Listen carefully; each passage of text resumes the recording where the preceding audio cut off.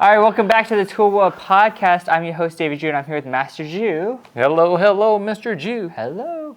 All right, this week we're looking at the grabs that we see in like TKD, Chungmu. Okay. And talking a little bit about common misconceptions about them. Yeah, well, what are they? We'll get that. As well as maybe the kick itself. All right. The upward kick or front snap kick with the knee, right? Okay. So, now, I think a lot of times you see students that do that. They grab, and so, partly, what part of the body are they grabbing and what part of the body are they striking? I think that's the biggest thing. Because I think everyone wants to go, oh, well, I'm going to strike the face. Like in MMA, I'll do a flying knee strike to the face, right? Oh, I'm going to do a knee strike to the face, right? But, I think people kind of think, well, it makes sense a lot to do the knee strike to the face. Right. Well, those knee strikes are slightly different. Can you do a flying front snap kick with the knee? You could, right? So what's the difference between front snap kick with the knee and an upward knee strike? What are the difference? Well, the upward knee strike is striking the solar plexus. It's going upward. Right, so it's going That's why it's called upward. Yeah. And the front snap kick is what? It's more forward. It's kind of more forward, like a front snap kick. So slightly different, very similar. Although someone probably say, what the heck are you guys talking about? It's the same kick. No, they're not same kick. Well, when we look at this one, what are we striking, right? Right. You pointed out a couple things. One is that grabbing the head, or grabbing. What are we grabbing? Yeah.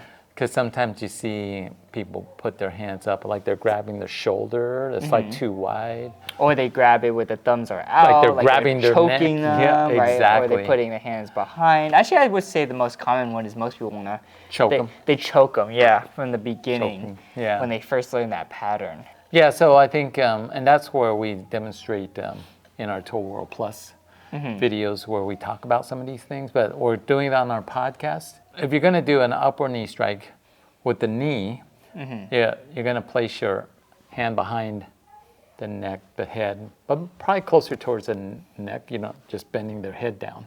And some of the misconception, I think, is that when they do the technique, they bring the knee up and they slam their hands on their knee like they're smashing their face. That's actually impossible.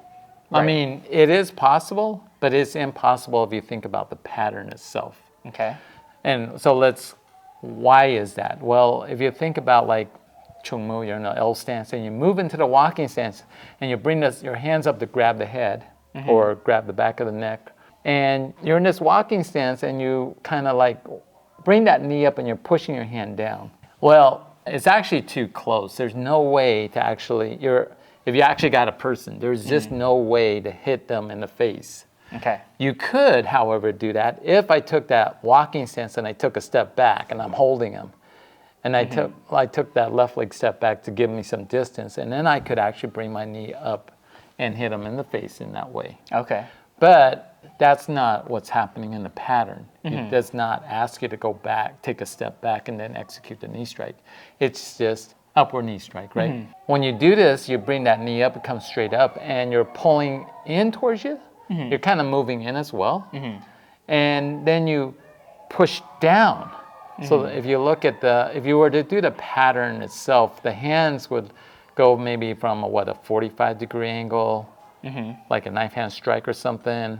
And then when you execute the technique, the hand has to actually go like parallel to the ground. You're pushing down. And that's true. When you grab someone and you try to do this, you want to push down, right? You don't push down with the knife hand. Right. You want to push down with the palm. Right. And when you push them down, too, as they lean over, too, that kind of opens up that solar plexus, right? It kind of punches it over and that knee strike comes straight up. That's right. So you're hitting the solar plexus, just like you said. Right. Okay. What other misconception have you heard or seen?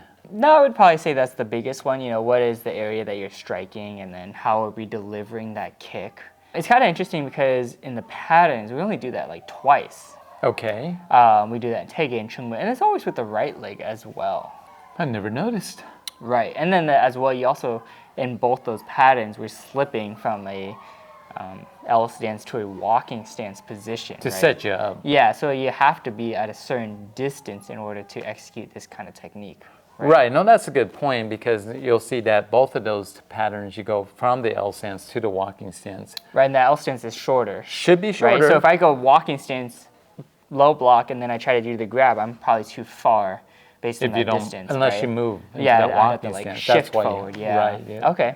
Exactly. Now, that's also a good point because remember, when we're grabbing someone or releasing someone, we don't do this in-out stepping Yeah. per se.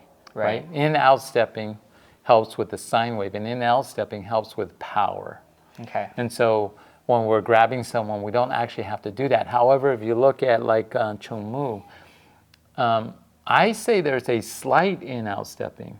And that slight in-out stepping is more like I'm going into the half-facing position and I reposition my body, so I have to bring my foot slightly back, not a lot, kind of like rebalancing, and then moving forward into that walking stance so that I'm on full facing to be able to grab the opponent.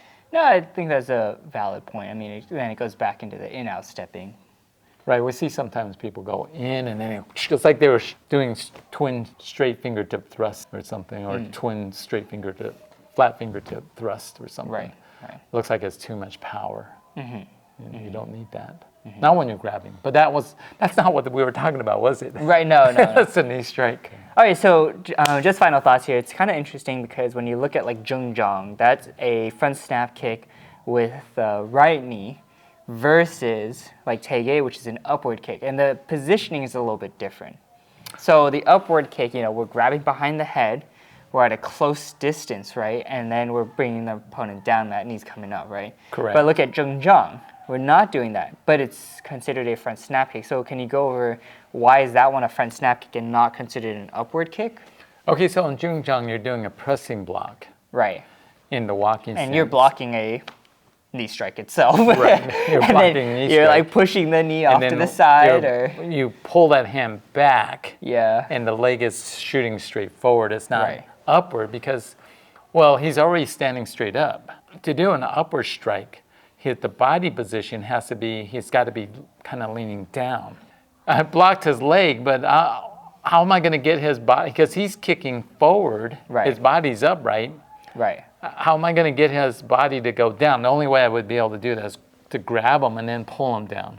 Oh, okay. So in this case, you're blocking, and you don't have all that much time anyway.